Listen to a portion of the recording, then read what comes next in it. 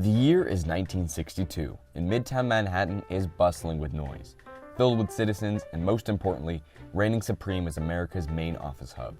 Lower Manhattan, by contrast, had become a bygone era. Its aging buildings could not match the sizable floor plates and modern upkeep of Midtown. However, this would drastically shift when the Port Authority of New York and New Jersey approved the World Trade Center project.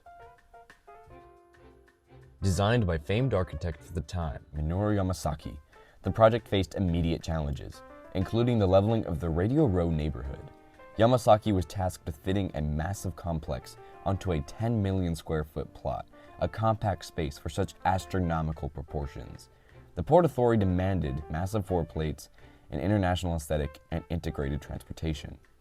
To meet such scrutinizing demands, Yamasaki pioneered the tube frame design. This system utilized the strength of exterior walls and a central core, eliminating the interior columns found in other skyscrapers at the time.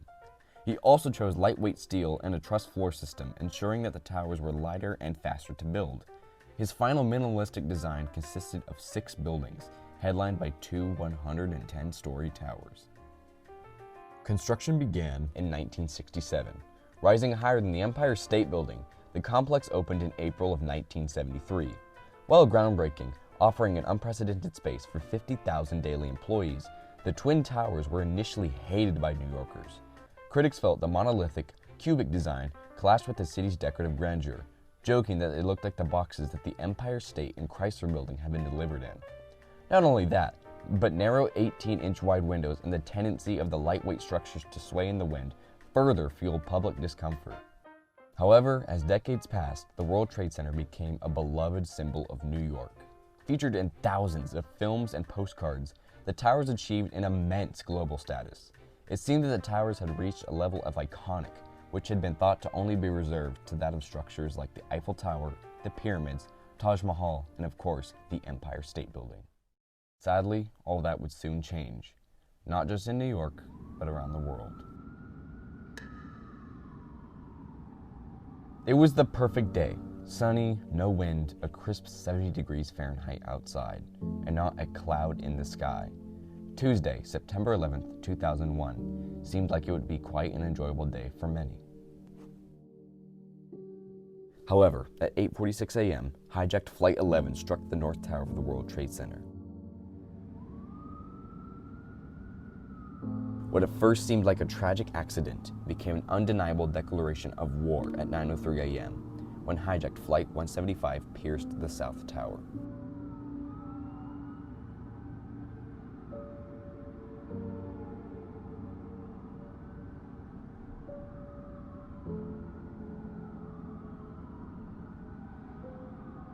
The assault expanded as Flight 77 hit the Pentagon and Flight 93 crashed into a Pennsylvania field, thwarted by courageous passengers just minutes from the nation's capital. In Lower Manhattan, the tower's steel frames buckled under the ferocity of the jet-fueled infernos. At 9:59 a.m., the South Tower surrendered and collapsed.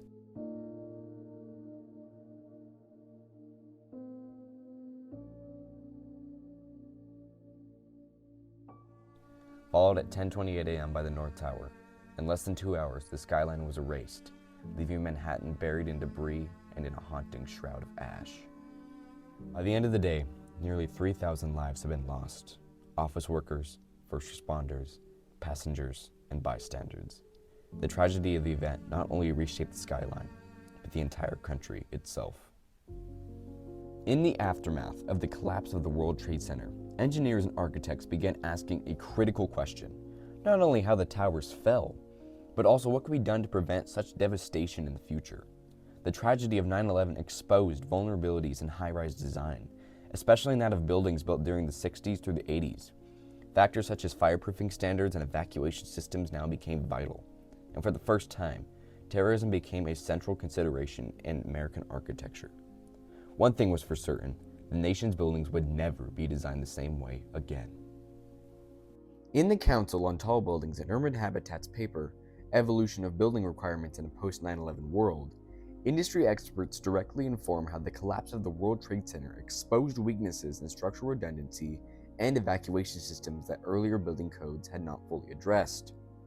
For one, Investigations revealed that modern skyscraper codes must mandate a 1,000 psf bond strength for sprayed fire-resistant material in super tall buildings, ensuring that fireproofing remains intact on steel during high-velocity impacts or structural deformation, as seen during 9/11, when the fire-resistant material was stripped from the steel instantaneously. Not only that, but to prevent progressive collapse, engineering now mandates alternate load path designs, ensuring that the loss of a critical column triggers a redistribution of stress through the surrounding frame rather than a catastrophic zipper effect failure. Precautionary measures such as this were put into effect in all high-rises post-attacks. Immediately following 9/11, skyscrapers across America were undergoing various engineering changes.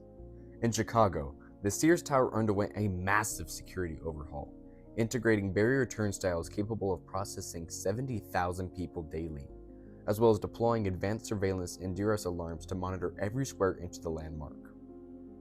More skyscrapers like the Comcast Center in Philadelphia and the Salesforce Tower in San Francisco pioneered the use of blast-resistant glass and widened stairwells, often by an extra foot, to ensure first responders could ascend while thousands of tenants evacuated.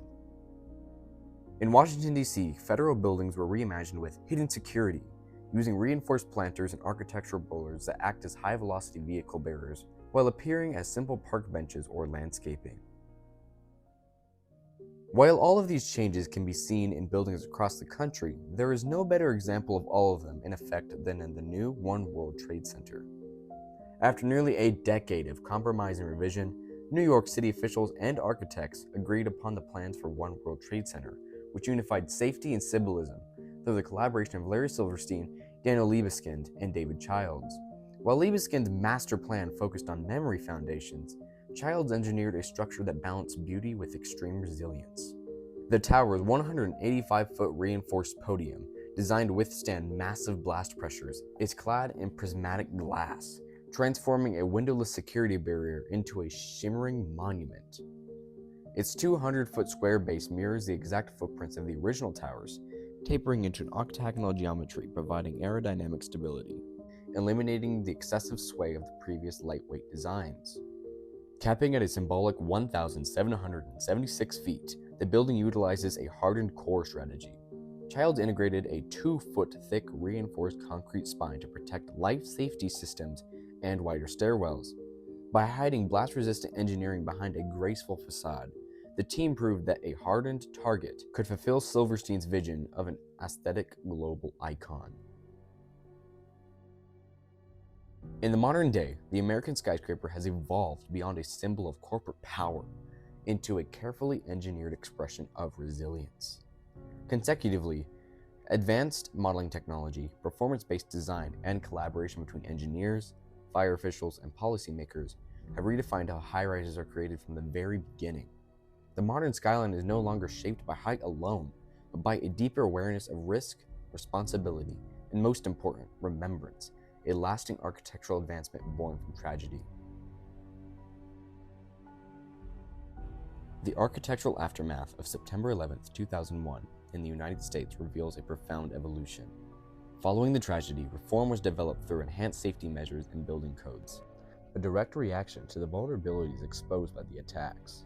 Simultaneously, reaction was seen in reshaping the urban landscape of the nation, with a newfound focus regarding memorialization and symbolism. Revolution marked the rise of bold, innovative designs that challenged the nation's sense of security and strength. Together, such forces reshaped the architectural landscape, marking a pivotal moment in history.